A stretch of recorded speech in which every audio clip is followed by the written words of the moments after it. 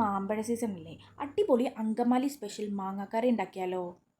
ഒരു ബൗളിലേക്ക് കട്ട് ചെയ്ത് വെച്ച മാങ്ങ ഇട്ട് കൊടുക്കാം.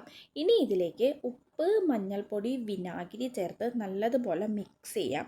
അത്യാവശ്യം നല്ലതുപോലെ മിക്സ് ചെയ്ത് കുറച്ച് നേരം മാറ്റി വയ്ക്കാം. ഈ വിനാഗിരിയിലെ പുളി മാങ്ങയിൽ ഇറങ്ങാൻ വേണ്ടിയിട്ടാട്ടോ ഇങ്ങനെ ചെയ്യുന്നത്.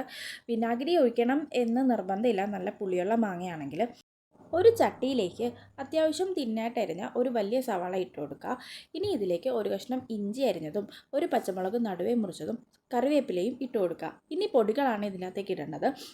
1 ടീസ്പൂൺ മുളക് പൊടിയും 2 ടീസ്പൂൺ മല്ലിപ്പൊടിയും പാകത്തിന് ഉപ്പും ആവശ്യത്തിന് ഓയിലോ വെളിച്ചെണ്ണയോ ചേർത്ത് നല്ല രീതിയിൽ കൈകൊണ്ട് തിരുമ്മി കൊടുക്കുക. ഈ തിരുമ്മ എന്ന് പറയുമ്പം സവാളയിലേക്കും ഇഞ്ചിയിലേക്കും നമ്മുടെ ഈ പൊടികളും എണ്ണയും നല്ല രീതിയിൽ ഇറങ്ങാൻ വേണ്ടിയിട്ടാട്ടോ ഇങ്ങനെ ചെയ്യുന്നത്. ഇതുപോലെ നല്ലതുപോലെ ഇളക്കി യോജിപ്പിക്കുക. ഇതിലേക്ക് നേരത്തെ അരിഞ്ഞു മാറ്റി വെച്ച മാങ്ങ ചേർത്ത് കൊടുക്കുക. അതും നല്ല രീതിയിൽ കൈകൊണ്ട് മിക്സ് ചെയ്യുക. ഇനി ഇതിലേക്ക് ചേർക്കേണ്ടത് 2ാം തേങ്ങാപ്പാലാണ്. 2ാം തേങ്ങാപ്പാൽ ഒഴിച്ച് ലോ ഫ്ലെയിമിൽ മാങ്ങയും സവാളയും കുക്ക് ചെയ്തെടുക്കുക. ഇത് കുക്കായി വരുമ്പം ഇതിലേക്ക് 1ാം തേങ്ങാപ്പാൽ ഒഴിക്കുക. 1ാം തേങ്ങാപ്പാൽ ഒഴിച്ചതിന് ശേഷം ഒരു തിള വന്നതിന് ശേഷം ഓഫ് ചെയ്യുക. ഇത്രയും ചെയ്ത് കഴിയുമ്പോൾ തന്നെ ആ തേങ്ങാപ്പാലിൻ്റെ മണവും മാങ്ങയുടെ മണവുമായിട്ട് നല്ല സ്മെല്ലടിക്കും കേട്ടോ. ഇവിടെ തീർന്നില്ല, ഇനി നമുക്ക് ചെറിയൊരു പരിപാടിയുടെ ഉണ്ട്.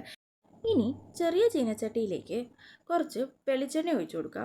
ഇനി ഇതിലേക്ക് ഉലുവയും പൊട്ടിക്കണം, കടുകും പൊട്ടിക്കണം കേട്ടോ. ഞാനിവിടെ ഉലുവയും കടുകും പൊട്ടിക്കുന്നുണ്ട്, നിങ്ങൾക്ക് വേണേൽ കടുക് മാത്രം പൊട്ടിച്ചാൽ മതി. ഇത് രണ്ടും പൊട്ടി വന്നതിന് ശേഷം കുറച്ച് ചുവന്നുള്ളി ചേർത്ത് കൊടുക്കുക. കൂടെ കുറച്ച് വറ്റൽമുളകും കറിവേപ്പിലയും കൂടെ ചേർത്ത് നല്ലതുപോലെ വഴറ്റിയെടുക്കണം കേട്ടോ. ഒരു നല്ല ബ്രൗൺ കളർ ആവുന്നത് വരെ വഴറ്റിയെടുക്കണം. ബ്രൗൺ കളറായി ഇതുപോലായി വരുമ്പോൾ നേരത്തെ ഉണ്ടാക്കി വെച്ച മാങ്ങാ കറിയിലേക്ക് ഈ വറവൽ ചേർത്ത് കൊടുക്കണം. ഈ വറവലൂടെ ചേർത്ത് നല്ലതുപോലെ ഇത് മിക്സ് ചെയ്യണം കേട്ടോ. ഇത് മിക്സ് ചെയ്ത് കഴിയുമ്പോൾ എൻ്റെ പൊന്നോ, അവിടെ അടിപൊളി സ്മെല്ല് വരും.